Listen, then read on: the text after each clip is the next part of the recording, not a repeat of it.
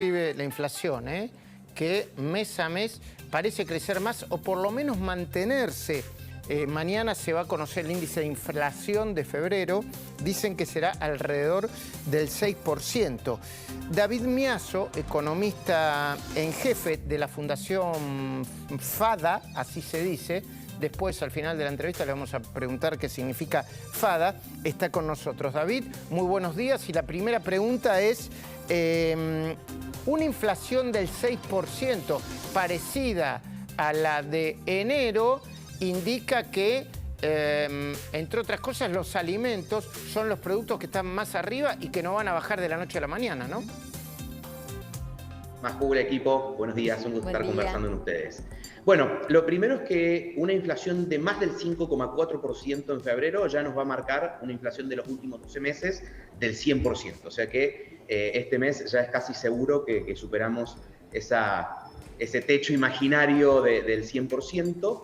Y también, para que tengamos en mente, si se mantiene una inflación mensual promedio durante 12 meses, ya es una inflación del 100%. Claro. Una inflación del 5 durante 12 meses es una inflación del 80, como para uno tener algunas miradas a medida que va escuchando el número mes a mes.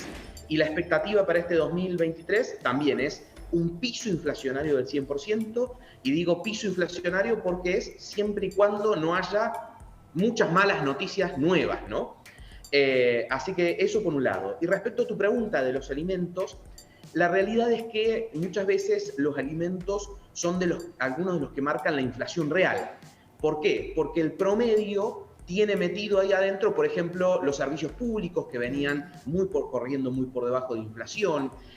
Hay otras cosas como los combustibles, que también de alguna manera suelen estar intervenidos. De hecho, están bajo acuerdo de suba del 4% mensual.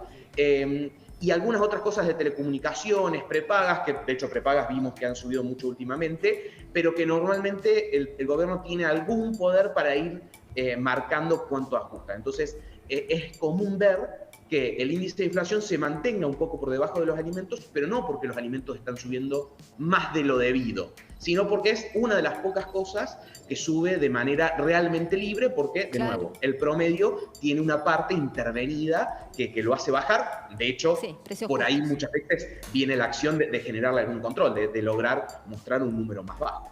Ahora, David, pensando en los alimentos, ¿no? Y un poco en línea con lo que te preguntaba Luis, ¿cómo va a impactar la sequía en los derivados de trigo, maíz, y si esto se va a ver en góndola también, ¿no? Y también pensando en la carne, ¿por qué no? Y en los lácteos. Bueno, la sequía... Van ocurriendo. Sí. La sequía en realidad va a impactar por dos lados.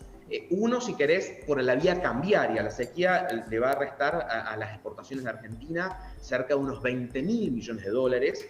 Esto es mucho, es cerca de un cuarto de las exportaciones del país.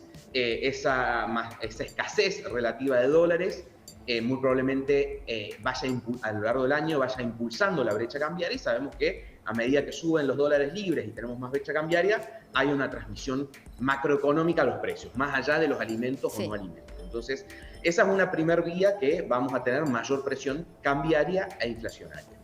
Y después es cierto que va a haber menor oferta de granos, de soja, de maíz, de trigo, que en realidad ya fue la cosecha, pero la escasez se va a notar seguramente en la segunda mitad del año a medida que se van acabando los stocks. Así que es probable que tengamos algunas presiones de precios, principalmente en granos. Yo no esperaría tantas presiones de precios en carne y en leche, donde sí va a haber se puede ver resentida la producción de leche, no tanto la de carne. De hecho, en esta primera etapa de la sequía hay más oferta de carne porque los productores no pueden retener los animales en los campos, porque no tienen que darles de comer.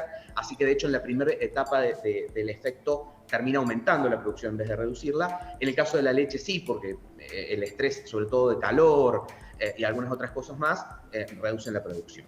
Pero después, a lo largo del año, yo no esperaría un impacto tan importante en esas producciones. Sí, en granos, donde la merma de producción es sustancial, es de esperar que algo suban los precios de los granos. Sin embargo, no pueden subir hasta el infinito porque justamente tenemos precios internacionales. Entonces, grano que no se consume acá se exporta. De hecho, Argentina en un año normal exporta el 90% de la soja, exporta 2/3 partes del maíz y el trigo. Entonces, en realidad, el principal mercado es la exportación, y eso ayuda a regular los precios. Entiendo. Y para cerrar la respuesta, también hay que tener en cuenta que, por ejemplo, en el pan, el trigo representa solamente el 13%. Sí. Entonces, por más que aumente el trigo, se queda muy chico con una inflación general del 6% por todo el resto de los costos. Entiendo. Así que, si bien se puede esperar algún impacto, debería ser menor.